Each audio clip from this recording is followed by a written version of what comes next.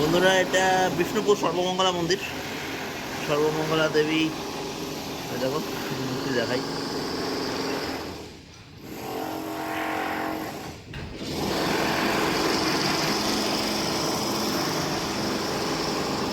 দেবী সর্বমঙ্গলা, মহাদেব তাকে দেখা যাচ্ছে।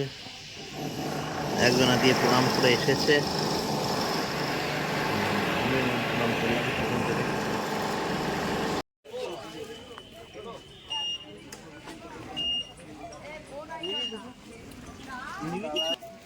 বিষ্ণুপুর এসেছিলি তারা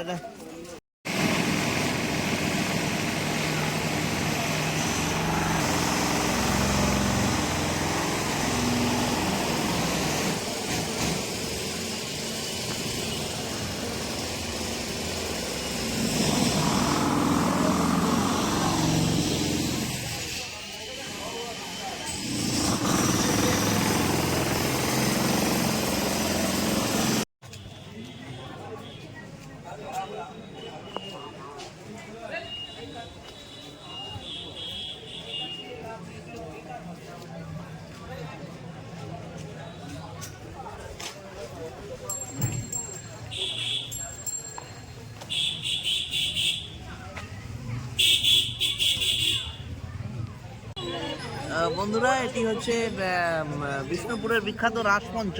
এটি লোকগাথা অনুসারে 1600 খ্রিস্টাব্দে প্রতিষ্ঠিত। যদিও ভিত্তিবেদীর যেটা নির্মাণ স্টাইল, সেই স্টাইল দেখে পুরাতত্ত্ব বিশেষজ্ঞরা বলেছেন যে সপ্তদশ শতাব্দীর শেষার্ধে এটি তৈরি হয়েছিল। আর 1914 সালে 19শে জুন এটি হেরিটেজ সাইট হিসাবে ঘোষিত হয়। চলো আমরা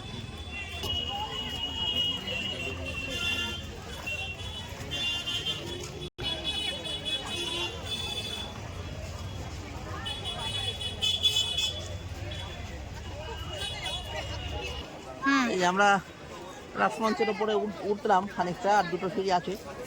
এখানে আমরা পৌঁছালাম। এটা হচ্ছে রাসমঞ্চ। মঞ্চের ভেতরে প্রবেশ করলাম। সুরঙ্গের মতো পথ, সেই এদিক ওদিক সব দিক দিয়ে জায়গা আছে ঢোকাবে।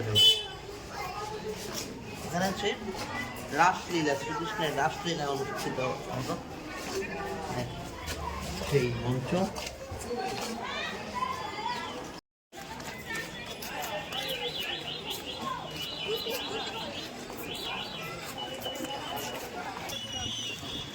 মন্দির বলেই তো আমি শুরু করে এই যেমন ছিন্নমস্তা মন্দিরে দুটো বলে। আমরা এখন এসে পৌঁছেছি বিষ্ণুপুর মদন মোহন মন্দিরে। চারিদিকে সমাহার, লাল মাটি, লাল মন্দির, চারিদিকে লালে লাল। যাই হোক, ভিতরে ঢুকছি। হ্যাঁ, ওই আরেকজনকে বলেছিল 5 টাকা কিনেছি। 5 টাকা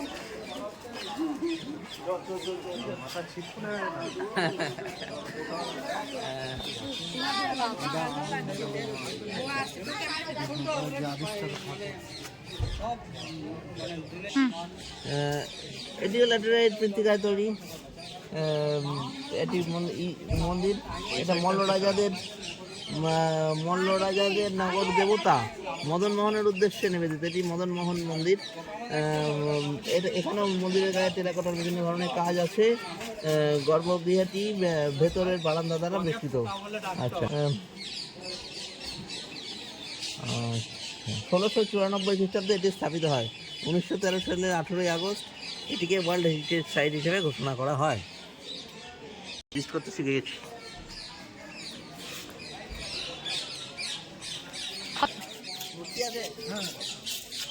আমরা এখানে দেখি উঠতে পারি।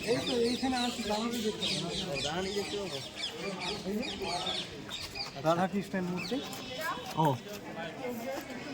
আর দিদি ছবি নেই।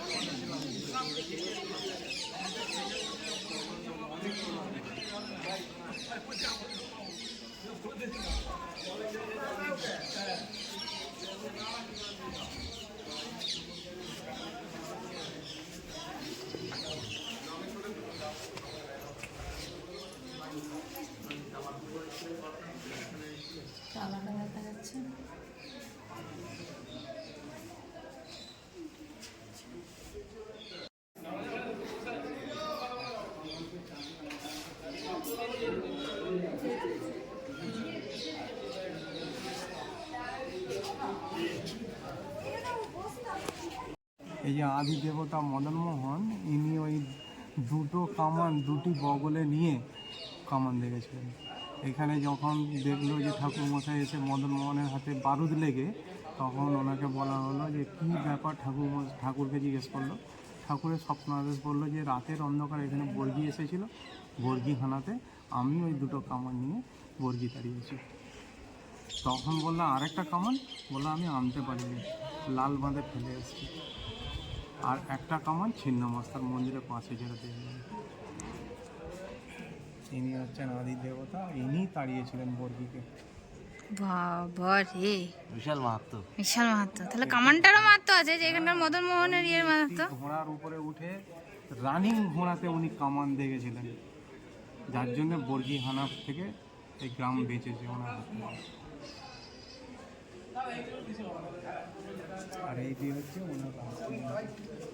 এখানে ঝুলন হয়, হরিনাম হয় রাত্রে রোজ? এখানে, হ্যাঁ রোজ হরিনাম হয়, মাইক চালানো হয়, যে লাইট ফাইট দেওয়া হয়, তারপর ঝুলছে। এখানে হরিনাম হয়, ঝুলন হয়, তারপরে দোলের সময় অনুষ্ঠান হয়, রাখি বন্ধন উৎসব হয়। আদি মন্দির হচ্ছে আদি মন্দির। এই হচ্ছে এখানকার আদি ঠাকুর কৃষ্ণ রাধা। হ্যাঁ, একটু ইতিহাস কতটা সমৃদ্ধ তোমরা দাদার মুখে শুনলে, যে মদন মোহনজি স্বয়ং বর্গী আক্রমণ থেকে এই অঞ্চলকে রক্ষা করেছিলেন। সেই মন্দির তোমাদের দেখালাম। আর ওই যে যেটাকে দেখা যাচ্ছে এখন, সেটি হচ্ছে ওনার রাসমঞ্চ। এই রাসমঞ্চে প্রতিদিন নাম সংকীর্তন হয়, আর বিশেষ বিশেষ উৎসবে হয়, অনুষ্ঠান হয়, দোল, রাস পূর্ণিমা ইত্যাদিতে নাম সংকীর্তন হয়। মাইক্রোফোনটার কথাটা বল। আর নাম সংকীর্তন হওয়ার সময় যে এখানে ভেতরে একটি মাইক্রোফোন দেখা যাচ্ছে, জানি না তোমরা দেখতে পাচ্ছ কিনা, সেই মাইক্রোফোনটা দেখো, সেই আগেকার প্রাচীন আমলের মাইক্রোফোন। সেই মাইক্রোফোনে এখনও সচল, সেই মাইক্রোফোনেই এখনও নাম কীর্তন হয়। নাম কীর্তনের সময় মাইক্রোফোন চালানো হয়।